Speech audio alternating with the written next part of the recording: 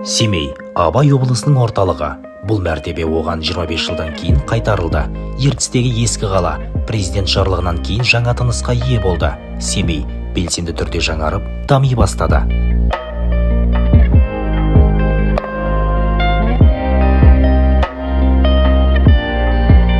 Қала алғаш рет 1854 жылы облыс орталығына айналды. Сол кезеңде оның халқы 26 мыңнан астам адамды құрады.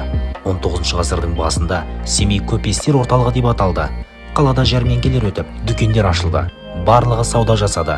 Белгілі болғандай, облыс орталығының әрбір 4-ші тұрғыны көпес болған дейді өлкетанушылар.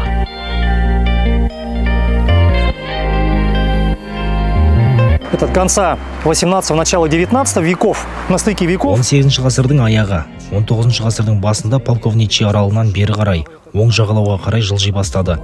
Ал ол жердегі татарлар қоныстарын басқа жаққа аударды.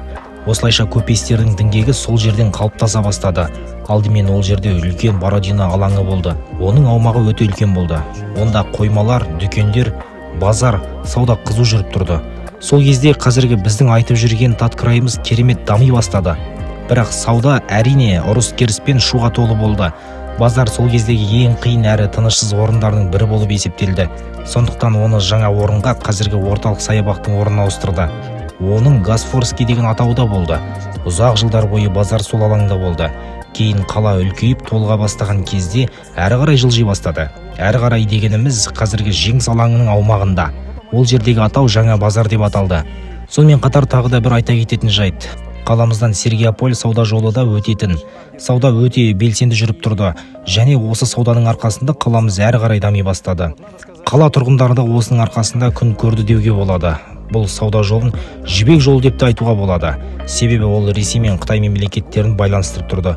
Қорытындылай келе қаламызды сауданың қаласы деп айтуға болады. Өйткені ол осы сауданың арқасында пайда болды. Және тұрғындар да сол арқылы күн көрді.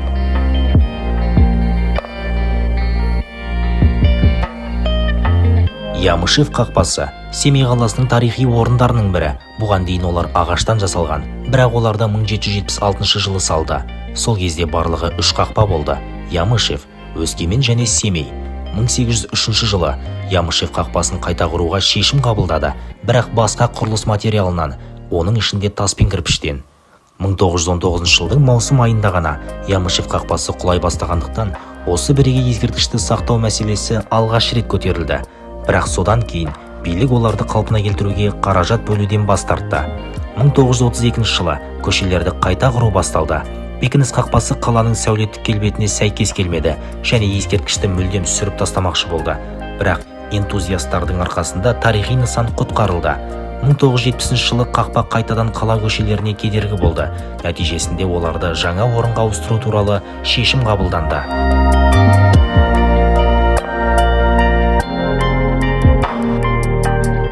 Қазіргі Ямышев қақпалары көшірмелер, бірақ соған қарамастан оларға қарап қызығып қайтуға болады.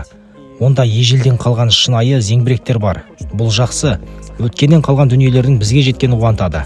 Неге Ямышевская деп аталады деп сұрасаңыз, себебі оның орналасқан жері Ямышев көліне апарар жолда орналасқан. Ал ол көлден тұз алынатын. Бұл да сол кезде өте маңызды болды. Тұз бар жерде күнкөрісте болатыны жасырын емес. Тұз сол кездегі стратегиялық маңызды шикізаттың бірі болды. Өйткені ол тауар барлық халыққа қажет болды. Тұз сауданың басты сатылымдағы шикізаты. Сол себепті де бұл қақпаларды Ямышев қақпалары деп атады. Бұл бекіністен қалған жалғыз орын. Қақпалардың ерекшелігі де осында. Кеңестік кезеңде Семей жеңіл өнеркәсіптің орталығы деп аталды. Сол кезеңде облыс орталығында көптеген зауыттар мен фабрикалар жұмыс істеді. Жаңа тұрғын аудандар, саябақтар, кинотеатрлар, мұражайлар, кітапханалар, вокзалдар мен дүкендер пайда болды.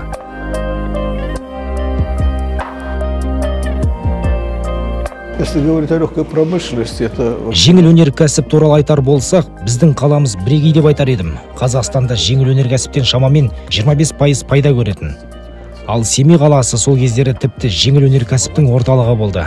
Бізде барлығы кезең-кезеңмен жүргізілетін. Мысалы, қойды сойып алды ма, келесі кезекте терісін алады. Оны бірден былғары комбинатына жібереді. Кейін жүн өңдеу зауытына, тігін мата фабрикасына, сосын трикотаж фабрикаларына. Осылай адамдар толықтай киініп алатын мүмкіндік болды. Мен әскерде қызмет еткенімде қаладан 407 шақырым жерде болдым. Үстімдегі киімдеріме қарасам, етігім Семейден, іш киімдерім Семейден, жейде, күртеше барлығы Семейден шыққан. Сенесіздер ме? Тек бас киім ғана басқа жақтан болды. Және бұл тек әскери киімдерді атап өттім. Олар бұдан бөлек басқа да киімдерді жақсы тігетін. Мысал ретінде ақ көйлектерді айта аламын. Кеңес одағыны ыдырату жылдарының аяғында жаңа кезең ашылды. Жаңа техникалар, құрал-жабдықтар әкеліне бастады. Аяқ киім фабрикасы да өте үлкен, өздеріңіз білетін қолғап фабрикасы да жаңа техникалармен жабдықталды. Мектепке қарама-қарсы орналасқан еден төсеу фабрикасы сол кезде аяқталып қалды. Нақтысы, Кеңес одағы ыдырағаннан кейін бірден жеңіл өнеркәсіп жаңа техника, жаңа жабдықтармен мүлдем басқа кезең бастау алды. Семей қаласынан бөлек аудандарда да жеңіл өнеркәсіп айтарлықтай дамыды. Одан басқа бізде әрине азық-түлікте болды. Бізде барлығы болды деп айтсам болады. Сүт, май, қаймақ, нан етті айтпасам да білесіздер. Бізде Кеңес одағындағы ет комбинатының бірі жұмыс істеп тұрды. Мен айтайын, ол жерге малдар тек біздің Кеңес одағынан ғана емес, Монғолиядан да әкеліп отыратын. Ет комбинатының ғимараты бұрыннан болған және ол бүгінгі күнге дейін бар, сақталған. Ол жерде бірақ қазір медициналық препараттар дайындау цехы орналасқан. Бұл да өте маңызды. Қазір барлығымызға мәлім, шетелден қаншама медициналық препараттар алдырамыз, ал оны біз өз еліміздегі цех арқылы да ала алатын едік.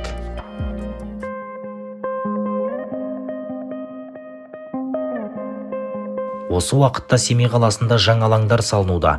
Олардың бірі Абай Құнанбаевтың есімімен аталады. Онда 1972 жылы Ұлы Қазақ ойшылына ескерткіш орнатылды. Оның ашылуына бірнеше жүздеген азамат жиналды. Осы оқиғаға орай Ертіс газеті бірінші бетте Ұлы жерлеске атты мақала шығарды. Ескерткіштің авторы Мәскеу мүсіншісі Дмитрий Элбакидзе. Площадь Абая, Абай алаңы жайында айтар болсам, барлық әрине біздің қаламызды Абай Құнанбайұлының Мұхтар Әуезовтің қаласы деп айтып жатады. Соған сәйкес қаламызда міндетті түрде Абайға байланысты бір саябақ болу керек қой. Негізінен ескерткішті Жамақаев көшесіндегі алаңға орнату керек болған. Тіпті мына жерде Абайдың ескерткіші орнатылды деген тақтайша болатын, бірақ оны кейін тағы қарастырып орнын ауыстырды. Қазір Абай ескерткіші қойылған алаң аралға жағаға қарай жақын орналастырылды. Бұл да сол жоспарлар бойынша жүзеге асқан санаулы нысандардың бірі болса керек. Одан бөлек мен тағы біздің орталық саябақ жайында айтқым келеді. Орталық алаң кезінде мемлекеттік сыйлыққа ұсынылып, оны алған болатын. Себебі Қазақстандағы ондай аяқталған жобалар, алаңдар болмаған еді. Ондай аяқталған алаңдар облыс орталықтарының бірінде де болмаған. Тәуелсіздік жылдары Семейде жаңа нысандар мен көрікті жерлер пайда болды. Ірі жобалардың бірі әдемі аспалы көпір. Ол 2000 жылдардың басында пайдалануға берілді. Бірегей сәулеті ерекше өткел әлемнің 17 елінде және ТМД-да жалғыз. Көпірдің дизайны өзінің ауқымымен таңғалдырады. Оның тіректерін қаланың сыртынан көруге болады. Өйткені өткелдің биіктігі 90 метрден асады. Всегда сравнивают с Сан-Франциско. Біздің көпірімізді үнемі ақштағы Сан-Франциско қаласындағы көпірмен салыстырамын. Негізінен өзіміздің ескі көпір деп атап жүрген көпірімізде конструктивті жағынан қарағанда бірегей деп айтуға болады. Ал жаңадан салынған аспалы көпірдің біз үшін, қала тұрғындары үшін маңызы өте зор. Оны қаланың екі бөлігін жалғап тұрған алтын көпір десем де болады. Өңірде жаңа өнеркәсіптік кәсіпорындар мен зауыттар іске қосылды. Олардың ішінде СемАЗ автоқұрастыру зауыты бар. Кәсіпорында автобустар, жүк көліктері, тракторлар мен самосвалдар шығарылады. Бұл Қазақастық Груп май экстракция зауыты. Ол 2019 жылдан 2021 жылдың шілдесіне дейін жүзеге асырылды. Жобалық қуаттылығы тәулігіне 1200 тонна күнбағыс өңдеу. Бұл Қазақстандағы ең жоғарғы көрсеткіш. Бұл Қазақастық Группты автоматты түрде осы салада көшбасшы етеді. Айта кету керек, 2023 жылы Семейде өнеркәсіп саласында өсім байқалады. Бүгінде шағын және орта кәсіпкерлік субъектілерінің саны 30 мыңға жетті. Бұл салада 60 мыңнан астам адам жұмыспен қамтылған. Негізгі капиталға салынған инвестицияларының өсуі 48,3% құрады.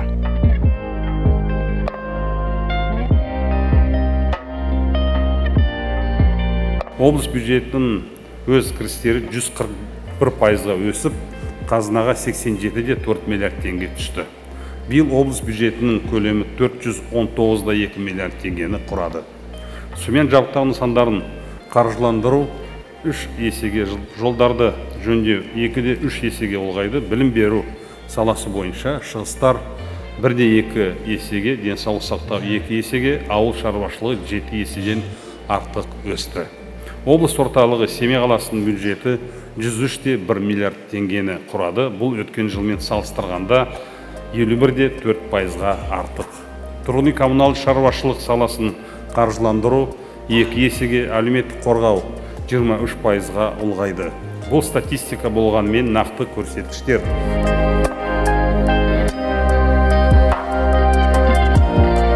Соңғы жылдары Семейде нағыз құрылыс қарқыны байқалады. 2023 жылдың басынан бері 180 мың шаршы метрден астам тұрғын үй пайдалануға берілді. Қоныс тойын 150-ге жуық отбасы атап өтті. Қалада мұндай ауқымды құрылыс ешқашан болған емес. Барлық пәтерлер заманауи нормалар мен талаптарға сай келеді. Жаңа ғимараттардың негізгі бөлігі Қарағайлы жаңа тұрғын ауданында тұрғызылды.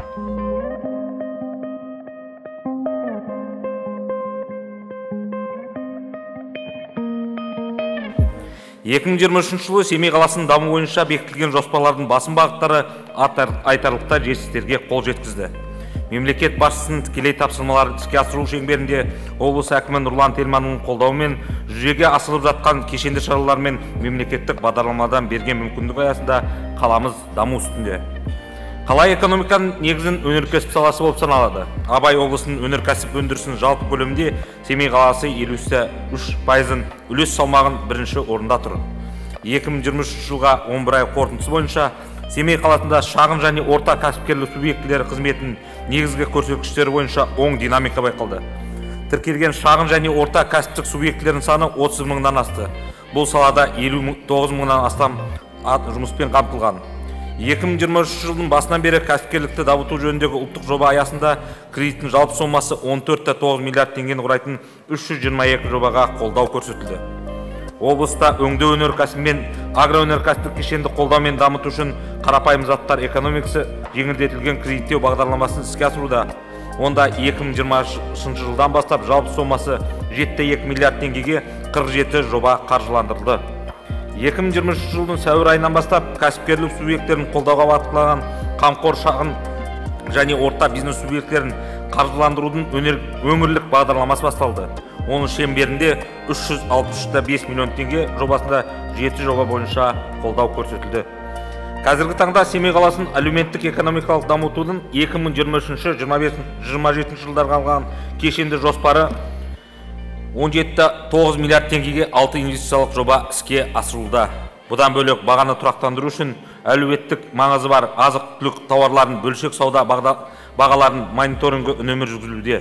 Сондай-ақ әлеуметтік маңызы бар азық-түлік тауарларын 10% сауда үстемесін қолдану бойынша меморандумдар жасалды.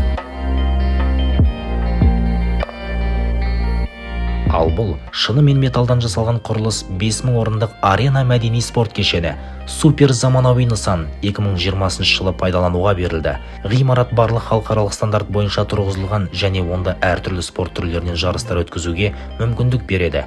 2023 жылы Қарағайлы қаласында 150 орындық мүгедектігі бар адамдарға арналған оңалту орталығы өз есігін айқара ашты.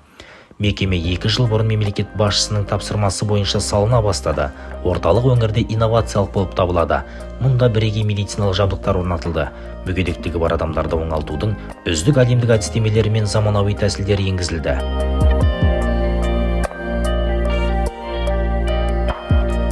Бізде негізі 1,5 жастан бастап 18 жасқа дейінгі мүгедектігі бар балалар келеді, және де 18 жастан жоғары бірінші, екінші тобы бар мүгедектер бізде қызмет алады. Олардың барлығына бүкіл келетін қызмет алушыларға осы 8 түрлі қызметтің көрсетіледі. Яғни олар медициналық көмекті де осы жерден алады, әлеуметтік көмекті де осы жерден ала алады, педагогикалық, психологиялық, мысалы педагогикалық, психологиялық көмектің ішіне логопедтің көмегі, дефектологтың көмегі, тәрбиешілердің көмегі кіреді. Бізде 18 жасқа дейінгі келетін балалардың ақаулары, олар тірек қимыл жүйесінің ақаулары және де неврологиялық патологиялары бар балалар бізге келе алады. Және де кез келген мүгедектігі бар адамдардың барлық көрсетілетін қызметтің түрі бізде тегін. Біздің орталық жалғыз және бірегей орталықтардың бірі болып табылады. Қазіргі уақытта Қазақстанда бізде медициналық аппараттар бар, педагогикалық коррекцияға арналған аппараттар бар, әлеуметтік және тұрмыстық коррекцияға арналған барлық аппараттардың түрлері бар. Айта кетерлік, мысалы бізде биологиялық кері байланыс аппараттары бар, емдеу дене шынықтыруына арналған аппараттар бар, бүкіл физиопроцедуралардың аппараттары бар. Соның ішінде жылумен емдеу, ультрадыбыспен емдеу, сәулемен емдеу сияқты барлық медициналық аппараттар бар.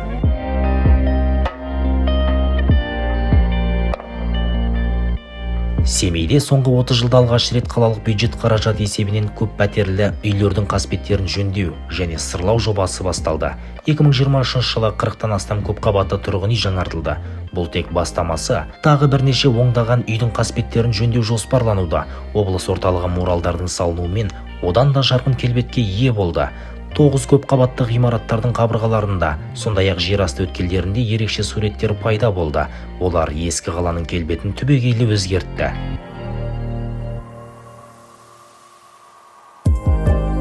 Мы получили новый. Өңірімізге жаңа басшы тағайындалғалы бізге жаңа серпін берді. Бұл менің ойымша өзіміздің жерлесіміз болғаннан кейін шығар.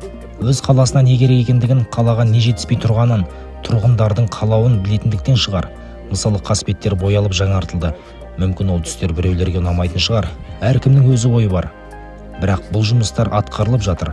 Жаңашылдық бар. Жаңа демалыс алаңдары ашылып жатыр. Жамақаев көшесіндегі жаңа алаңды айтуға болады. Ол бұрын Абай балабақшасы деген атаумен тұрғындардың сүйікті жері болса, бүгінде оны қайта жаңғыртып, ол қайтадан біздің сүйікті мекенімізге айналды. Арбат жаңартылғанында қуантады. Ол енді Жеңіс саябағымен өзара байланысты. Енді оны балалар саябағымен байланыстыру ғана қалған шығар. Балалар ойын саябағымен қосып, жыл бойы қызмет ететін балаларға арналған саябақ ашылса деп ойлаймын.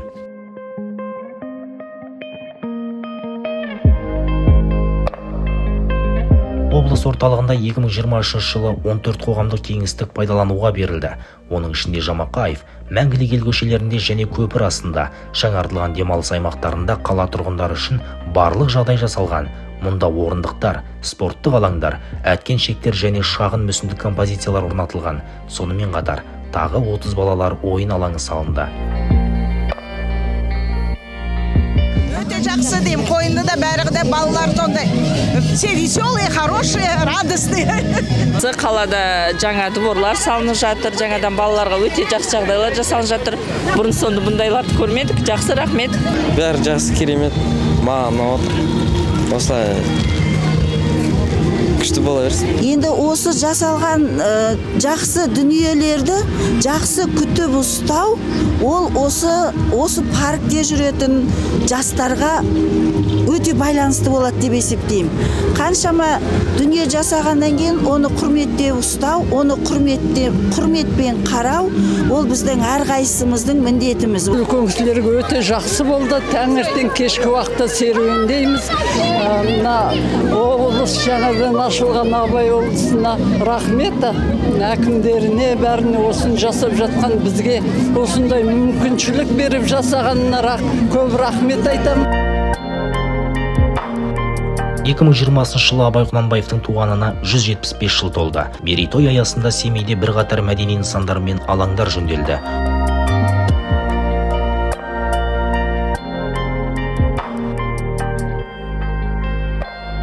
Ұлы ойшылдың мұражайында Абай ұлдары мен ескерткіш ашылды. Салтанатты ашылуға мемлекет басшысы Қасым-Жомарт Тоқаев қатысты. Ескерткіш ұрпақтар сабақтастығын, әке мен балалардың өзара құрметін бейнелейтінін атап өткен жөн.